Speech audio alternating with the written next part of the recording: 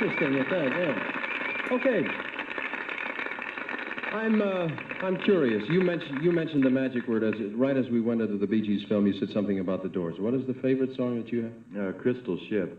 It just so happens that that's what they're going to do, so that makes a nice introduction. It does. So, ladies and gentlemen, would you please greet the Doors?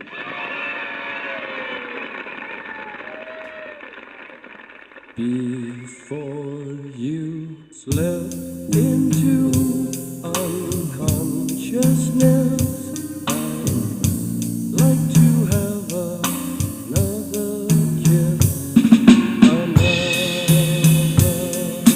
flashing chance and bliss, another kiss, another kiss.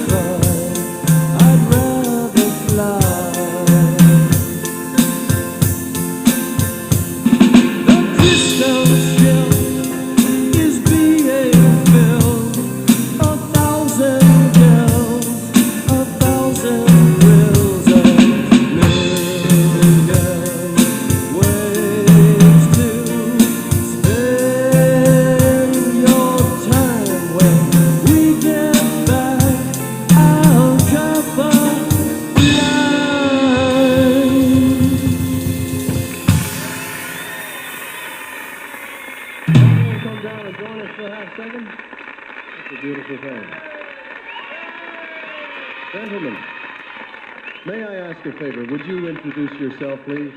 I'm Robby. Thank you. John. Thank you, John. My name is Jim Morrison. Jim, thank you. Ray Manzarek. Ray, let me start with you in a question, if I may. How do you characterize your music? Does it have a name? Best answer. Well, it's impossible, really, to put a label on it because of where we are in the music. Being on the inside, you're only of the music, and all categories have to come from the outside. So someone else is going to have to say what our music is rather than us, because we are our music. Too much in it at the moment. Now, a lot of people seem to think you're from San Francisco. Is that true? No, actually, we got together in L.A., but we play in San Francisco a lot. That's the explanation of why you have that association. Why is so much happening in San Francisco? You figured it out yet? The West is the best. All right, fair enough. You sold many, many albums before you sold a single record. It's a phenomenal record success all around, the album and the single. How long did it take to make that first album? About a month. That's a relatively short time in this day and age, isn't it? Yeah. We're in the middle of our second album now, and trying to top the first one. You told me, though, that it took you about a year to accumulate everything and put it all together. We leap up here. Future plans. Somebody mentioned you're going somewhere. Yeah, we're going to go to England, and our new album should be out about September. Have you selected a name for the album yet, Jay? I think it's going to Strange Days. All right, fair enough.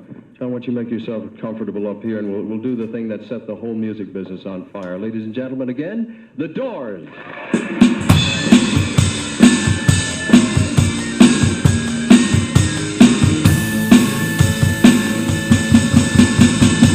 It would be untrue.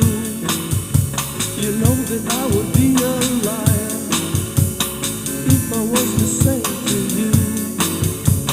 Girl, we couldn't get much higher. Come on, baby, light my fire. Come on, baby, light my fire. I was sitting right on fire. The time to hesitate is through. The time to wallow in the mire. Try now, we can only lose. And our love become a funeral pyre. Come on, baby, light my fire. Come on, baby, light my fire. Try to set the night on fire.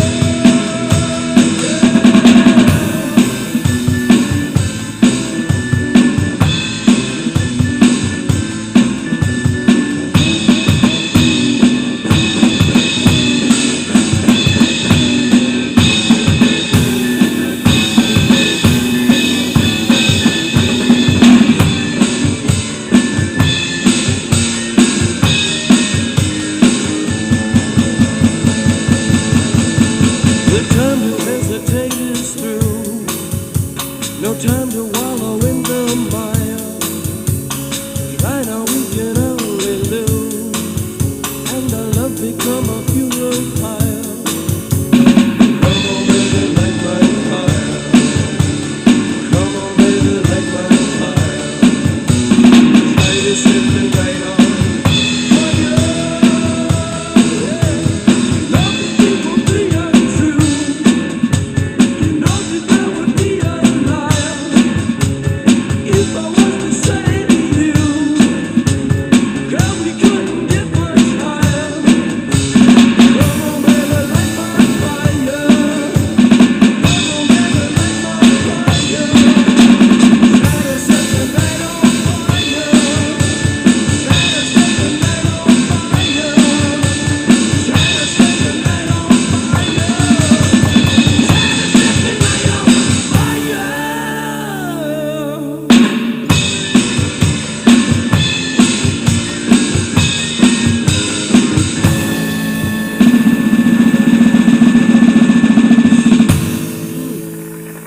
That has got to be the biggest, most fantastically successful group of the coming year, The Doors. We'll be back in just a moment. Hey everybody, Mark Egnesi here for Gibson TV. We're backstage at NAMN 2020. Yeah. It is my pleasure Gibson to have NAMN. legend Robby Krieger. How you doing, buddy? Let's listen Good, to it. man. Welcome to the NAMN show. You've done these before, I'm sure. I have, but like I was telling you, I didn't come to the NAMN for like 20 years, and then just 5 years ago, you know, I started, you know, when my SG thing came out, Yeah. I started coming, and then more and more. So I've been doing it every year. Told Daddy starts lighting up your phone, and now here you are, dude. You are one of the icons of the Gibson SG. Do you remember the first time that you played one, or when you got it? Yeah, I got it at a place called Ace Loans in Santa Monica. Yeah. You know that place? Was that the same as Ace Music, or is that they Yeah, just changed Ace it? Music, Yeah, yeah. I've heard the stories. Yeah, it used to be a pawn shop before it was a music shop. So I just had seen Chuck Berry play about a week before, and before that I was never into electric guitars. You know, I always had flamenco and folk music, stuff like that. And I saw Chuck Berry play, and I go, man, I got to get a red guitar like that. Yeah, you yeah. know? So I went down there, and the 335s were a little expensive. So the SG, which was actually a melody maker. Your first one was a SG Melody Maker? I don't. Is that even an SG? Yeah, I guess it the is. second version of it had the SG Yeah, body. yeah. Yeah. So that was 180, which was all I could afford. But I really liked it, and that's the one I used on the first album, and I think the second album as well. Yeah. And it got stolen. Do you? Oh, jeez, as it happens. Do you ever play other stuff, or do you have are you chasing guitars all the time, or you pretty much stick I'm to the not a classics? chaser, but I got about 25, 30 guitars. Yeah. Yeah, mostly Gibsons. Yeah. Well, we appreciate that. But Got a I know 660 Les Paul. you have a burst. Sunburst. Actually, you know what? I saw your burst when we Yeah. first met. When I started back at the LA showroom, you had it there that day. Okay. How long have you had that guitar Seems like about 20 years maybe. before it went totally nuts Yeah. on the way up? To Yeah, it was still expensive. I think I paid 80 for it. Well, you've done all right on that, I'm sure. But what Yeah. what do you notice the difference between the SGs and the Les Pauls? Is there something specific you would pick that guitar up instead of the SG for? Or? It just, you know, it has a certain sound to it that you can't get with a SG. I don't know which one I like better, but I use the SG mainly because it's light. Yeah, no. And I've got, back problems, so I can't use the Les Paul for too long. But I like them both. Yeah. I know you are working on a new record. You want to tell us about what you got coming out here? Yeah, it's one that I've been working on for 3 years maybe. Right. And my buddies from Frank Zappa's band, Arthur Barrow, who was the bass and Frank's band leader for a while, Arthur Barrow. We pretty much started writing together, and then we got Tommy Mars involved, who's the keyboard player from Zappa, and Chad Wackerman did a couple songs with us,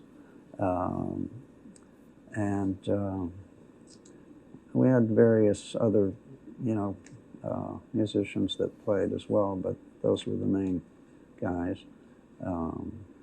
And it's kind of instrumental stuff, jazz, I guess you'd call it, but with my own twist, guitar-wise. Very cool. Do you still play all the time? Do you just wake Pretty up and much. play? Yeah. I'll go a couple of days without playing sometimes, but I just my thumbs don't work as good as they used to. So I just had this new procedure done. Really? So hopefully I'll be able to play more. It's called PRP. I've heard about this. Yeah, they take your blood and they spin it, and it gets the stem cells going and stuff like that. And then they inject it back. And so I just had it the other day, so we'll see how good it works. It's such a pleasure to talk to you. I know you got to get in the other room because you're doing a panel on stage, but thank you so much for flying the Gibson flag all these years and all your contributions to rock and roll, man. We all appreciate it. It's starting to get good here back in the Artist Lounge backstage at Gibson NAMN 2020. We'll be hanging out all afternoon. See you guys. Well, so that video ended up playing after my recording, only because I'm using my phone to do the recording, so I figured I'd leave it in there for the video.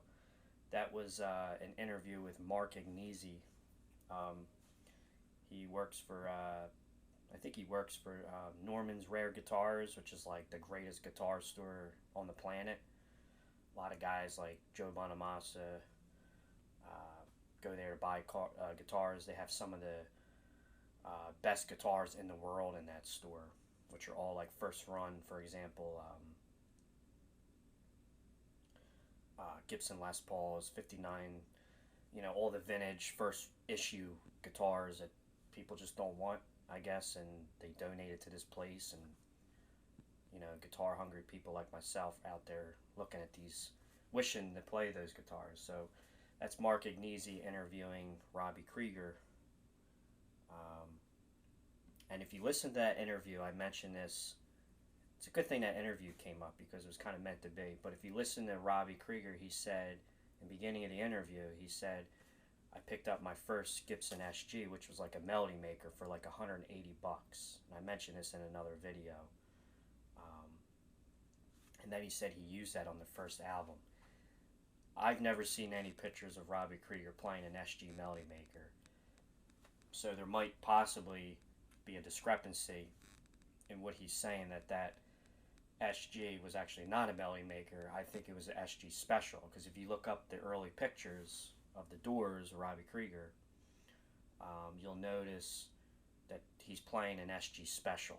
It's not an SG Melody Maker. An SG Melody Maker is a little, the pickup configuration, and even just the obvious pickup sizes are different than a P90 you'd see on an SG special. But maybe there was a Melody Maker, but there's no photos, nothing documented. But even though Robby said he used an SG Melody Maker, I think that's incorrect.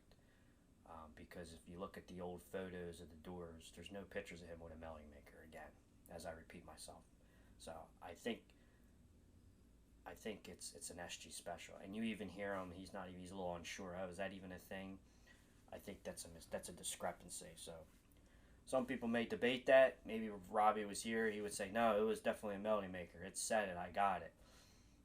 We don't know, but I'm thinking that the SG that you see him use with the P90s, that's the SG that was stolen, which was the one used on the first album. You can see it in every photo with the P90s. It was clearly an SG special. I think that is the guitar that was stolen, and it's not a Melody Maker, but we don't know. Not to get off topic from what I was doing, but thanks again, guys. Check the video or description out.